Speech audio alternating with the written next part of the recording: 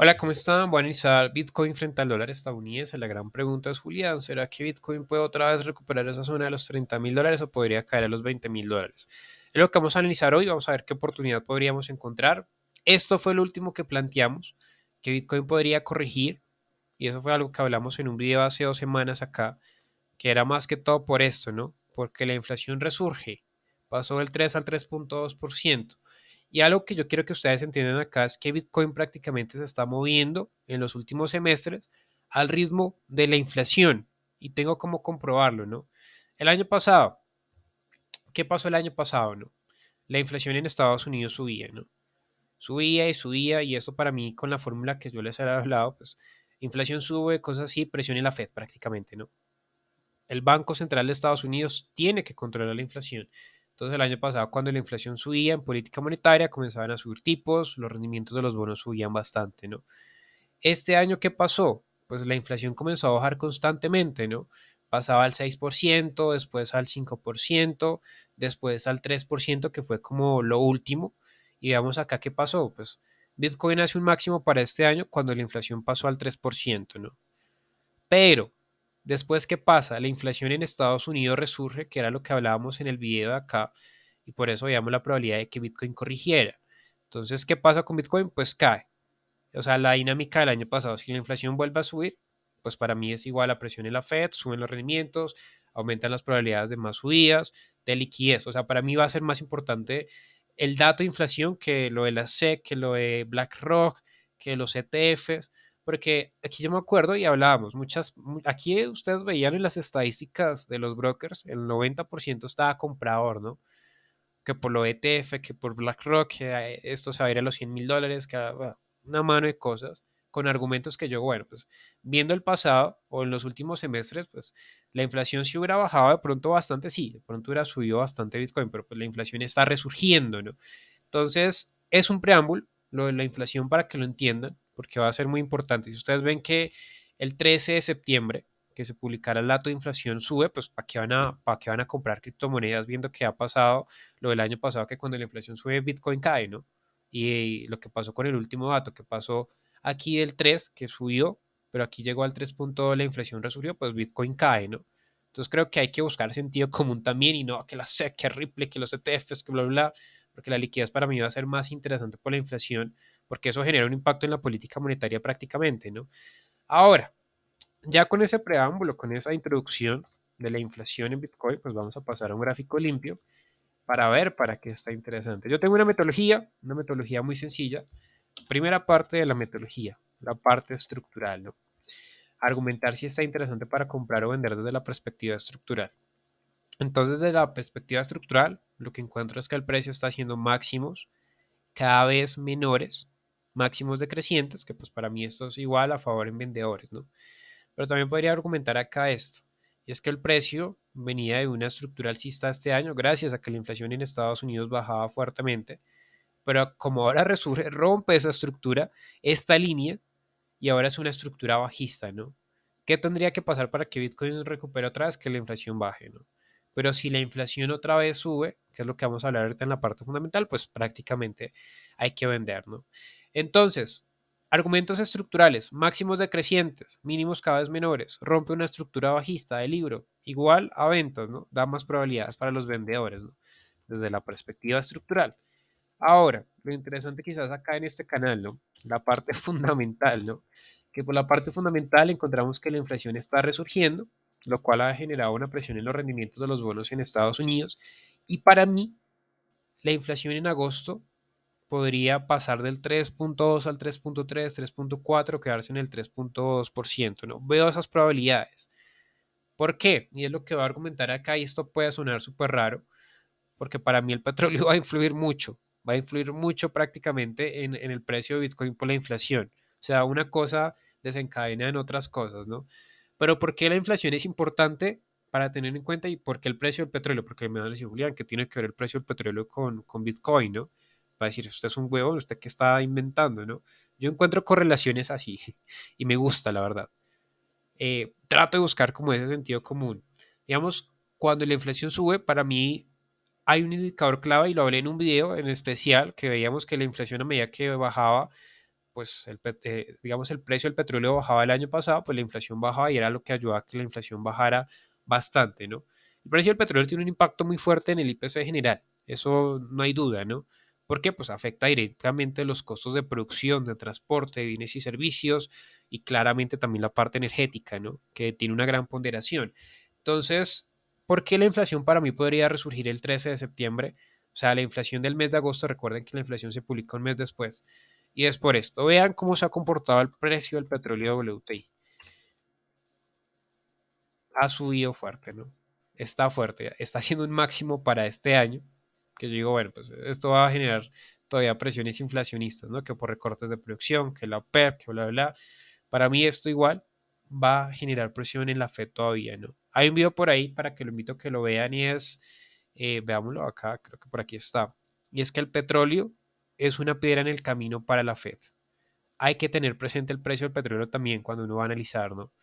Euro dólar podría caer, cayó bastante, ¿no? Oro es bajista, oro rumbo a los 1900, llegó a los 1900 y ahora se está recuperando el oro, ¿no? Vamos a analizar el oro posiblemente en estos días. Bitcoin podría corregir, pero el petróleo podría ser una piedra para la Fed y aquí hablábamos de lo de la inflación y eso, ¿no? También habíamos hablado de que la inflación podría resurgir en otro video aparte, si no estoy mal. No, creo que no, pero bueno. Tengan presente el precio del petróleo, va a ser muy importante. Entonces, ahí ya encuentro un argumento y es que pues vemos la probabilidad, por lo que dije anteriormente, que el precio del petróleo influye en muchos aspectos de la inflación, que la parte energética, que en los costos de producción, bla, bla, bla, que en transporte, prácticamente la inflación podría resurgir, ¿no? Entonces, viendo eso, y si la inflación resurge, pues, ¿qué va a pasar con la fórmula que yo les he dicho, ¿no? Si hay malos datos, es bueno para la Fed porque es menor presión inflacionista, pero cuando la inflación sube o el precio del petróleo sube, vamos a verlo como una noticia, digamos, podría decirse negativa para la Fed. Es negativa para la Fed porque es lo que quiere controlar, ¿no? Entonces, si la inflación resurge, es, digamos, negativo para la Fed. Si es negativo para la Fed, pues va a generar que suban los rendimientos, que se fortalezca el dólar, que aumenten las probabilidades para subir los tipos de interés y que estás enfrentando frente al Bitcoin, pues el dólar estadounidense. Hacen encarecer más el dólar estadounidense para que, digamos, la gente deje de consumir, deje de hacer cosas, los créditos suben más. Entonces, tengan presente esto, ¿no? Y pues, si la gente deja de consumir menos, posiblemente el precio del petróleo corrija, ¿no? Entonces, ya encontramos argumentos fundamentales para que el precio de Bitcoin podría corregir por el dato de inflación que se publica en el mes en los próximos días, ¿no? Ahora hay que buscar una zona interesante, pues digamos, para mí, ¿qué podría pasar acá? Y ya estoy viendo algo quizás también acá, y es que se está formando una especie de hombro, cabeza, hombro, ¿no? El hombro, la cabeza y el otro hombro, ¿no? Que yo creo que sí podríamos ir en búsqueda de esos $20,000 si la inflación resurge, podríamos estar yéndonos a una secuencia así, un impulso bajista acá, aquí posiblemente una consolidación, río, que malas noticias de pronto en la semana, que los solitos de desempleo, bla, bla, bla, que la SEC, que bla, bla, bla, ruido, a la espera de ese dato de inflación en Estados Unidos. Y si la inflación sube del 3.2 al 3.3, 3.4, entre más suba, pues más probabilidades veo de que suban más los rendimientos de los bonos y nos vayamos quizás a buscar los $20,000 en Bitcoin. Es una probabilidad que vemos con el precio del petróleo. O sea, veo, la pregunta era, Julián, ¿crees que Bitcoin podría caer a los $20,000? Veo más probabilidades de que caiga a los $20,000 que recuperarse, ¿no? Más que todo por los datos de inflación, porque vemos un precio del petróleo recuperándose, ¿no? Entonces hay que tener cuidado. Va a ser una semana, pues yo iría con ruido que normalmente los movimientos interesantes se dan con los datos de inflación, ¿no? Y que el resto es más que todo ruido, que una noticia positiva, otra día negativa, positiva, entonces posiblemente se consolide en un rango.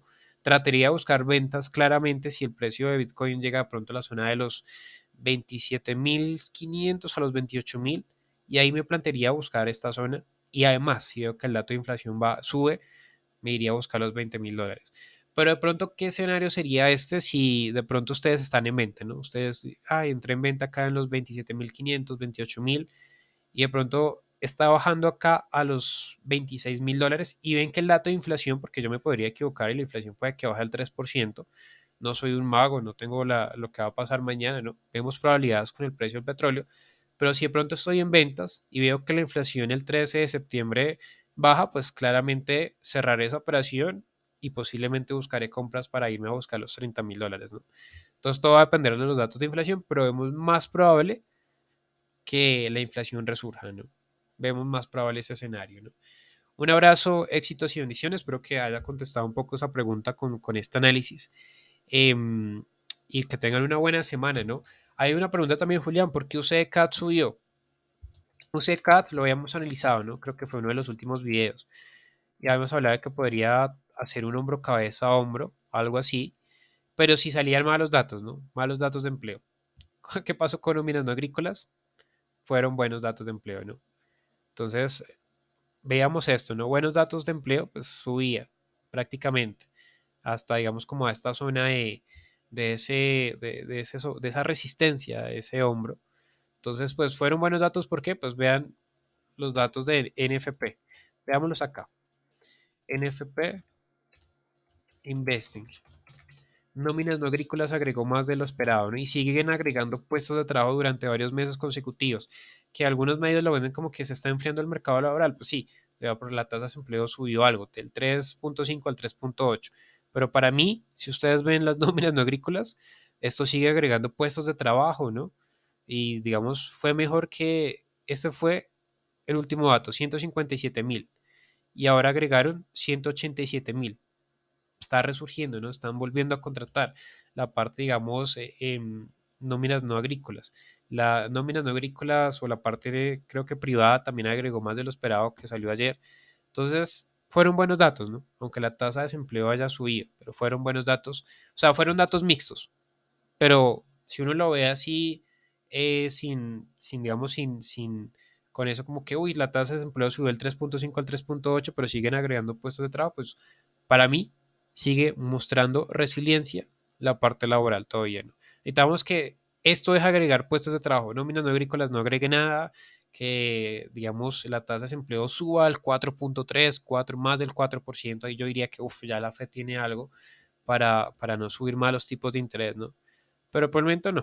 Por el momento ustedes ven, el mercado se apegó fue a nóminas no agrícolas y pues subió. Buenos datos de empleo en FP. Bueno, un abrazo, éxitos y bendiciones. Ah, pero ¿qué hubiera pasado si hubieran salido malos datos de NFP? Pues yo creo que nos hubiéramos ido a este escenario, ¿no?